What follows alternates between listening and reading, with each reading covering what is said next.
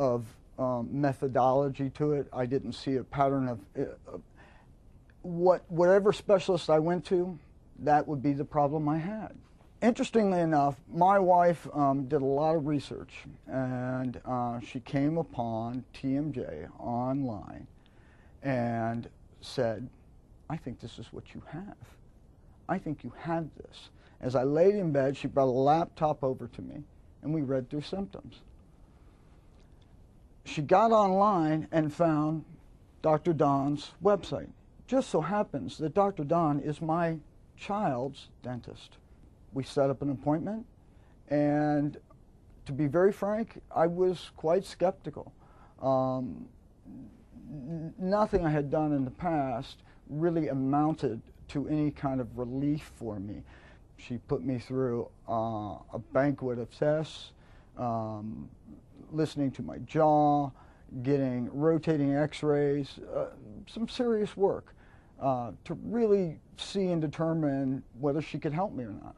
And that was probably the most interesting thing to me, was there was no guarantees that this is what I had. She really investigated to see if she could help me, if this was an avenue, where most people I had gone to immediately assumed they could help me, and that whatever I had, they could cure with a quick pill. That wasn't the case here. And we did discover that I had some problems in the alignment of my jaw and where my teeth were sitting at. She took a couple of tongue depressors and literally put them in my mouth. And after I did that, I felt relief. Not complete relief, but I felt a change immediately. And I knew we were onto something. Well, instead of having him walk around with tongue blades in his mouth, we make a very specific appliance that he wears on his lower arch, kind of like a retainer. We call it an orthotic or a splint, that repositions his jaw in a position that allows for healing, allows for the nerves and blood vessels in the back of the jaw joint to heal and not be compressed and causing all the headaches and neck aches that he was having. So now he's progressed through orthodontics, and through orthodontics we are putting his teeth in the position that that appliance put his jaw in, so that he has a permanent solution. The fabulous part here is that I have a solution, and we have started moving my teeth. My appliance that I wear is getting smaller and smaller, so I'm seeing progress in that, in its physicalness. But in myself, I don't have headaches anymore. I don't have stomach problems anymore. I don't have sleeping problems anymore. In fact, I'm probably the most physically fit I've been in 20 years. The interesting thing also is that I'm not on pain meds. I haven't been on pain meds since a week after I started. And you really can't argue with results. All right, Dr. Slavak. Now, as we've talked to your patients today, and as we continue to go through stuff, we keep coming back to diagnostics and technology. Now, when I talked to you on the phone, you repeatedly talked about being able to diagnose people to find out what they really had. And I thought that was a little strange, because I thought every doctor did that. After talking to your patients today, I'm starting to realize maybe that isn't true. So tell me a little bit about how big a role technology plays in your practice, and then, of course, tell me a little bit about this. Well, technology plays a huge role, because we're way beyond the mouth at this point. When we're dealing with jaw joint issues, sleep issues, we're not just looking at a tooth and a mouth. We need to see what's going on in the whole head and neck region. And yet we don't want to be poking and prodding in the mouth, in muscles, in joints, right, what have you. So this gives us a three-dimensional view with various x-rays that we take. And this is called this is a Panoramic CMT, okay, complex motion tomography. We take about 8 different films on here, several views of the jaw joint, views of the sinuses, a couple different skull views. We take a view of the cervical spine, because all we are looking machine. All with this machine, and all in a very relatively short period of time. Okay, and that allows you to diagnose better. I mean, I spend my life in dental offices on a variety of subjects. I don't see very many of these in offices. So if I was to get treated for something, sleep, jaw joint problems, would this be something I would want to make sure somebody had? Absolutely, absolutely. We can't, a standard dental x-ray, dental panorex x-ray does not show us diagnostically what's going on in the skull and the jaw joint and the head and neck region at all. Well, because one of your patients today said that they had been to wasn't a dentist, it was another form of doctor, ear, nose, and throat doctor, who basically looked at them and said that they were going to try to make them an appliance like you make, that they hadn't done very many, but they were going to try.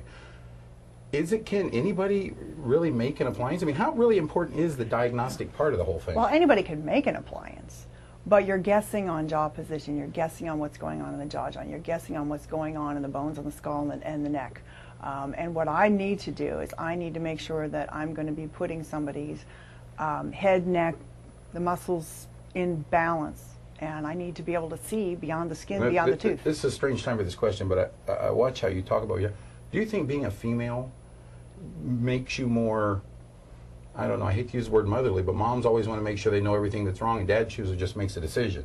Do you think that being a female helps you listen and to learn more, and does that drive you towards this diagnostic part of your practice? Yes. I mean, I think being a female, I do tend to listen more. I am a mom, and I do think that I do listen a lot. I listen to what my patients say. They have adequate opportunity for as many hours as they want. So I'm a dance teacher, and I teach Dr. Dom's daughters. And we were at the studio one day, and I was complaining about pain in my jaw.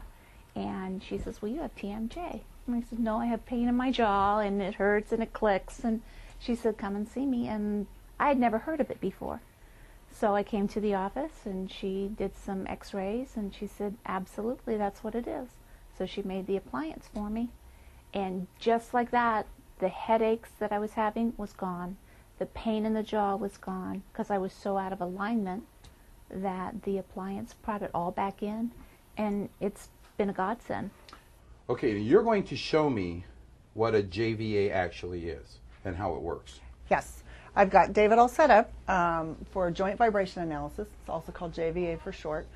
We know that joints that are functioning smoothly should not make vibrations, should not make any noise, shouldn't be any friction in the joint. They should just be liquid. Nice and smooth. Right.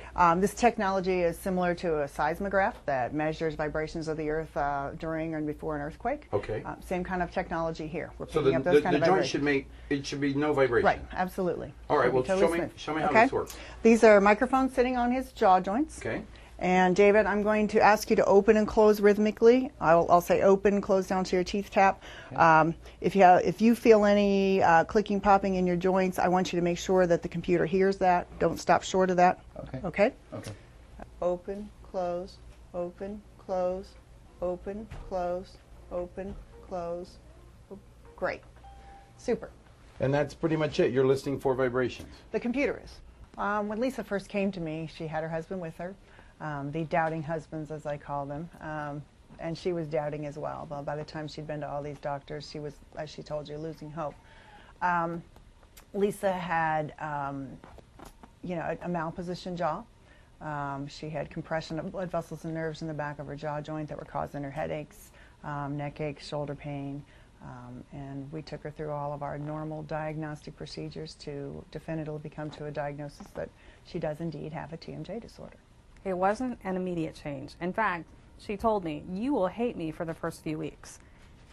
Because when you position the jaw in a neutral position, your muscles are so tight, they have to learn to relax and go back to that position. But after that first few weeks, I had a significant improvement, and it has continued to improve. I'm about 70–75% better than when I first came to see her. Let me put that into perspective.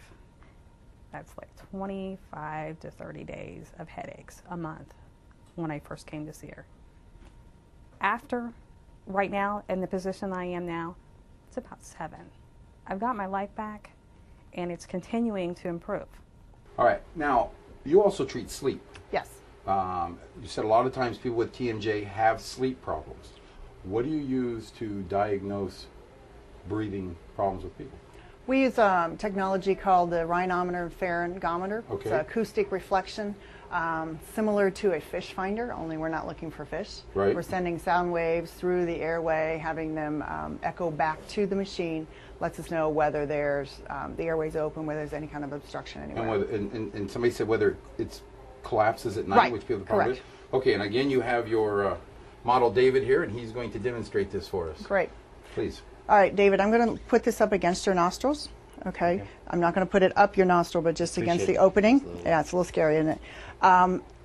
While I'm doing it, I don't want you to breathe. Just sit there. It's only for a couple of seconds. Okay. Don't breathe. Right. So I'm going to just put this up against your nostril. Now we hear it. And now that's checking with sound waves the structure of Of the airway, nasal, the nasal airway. Okay, and then this is the This is a pharyngometer.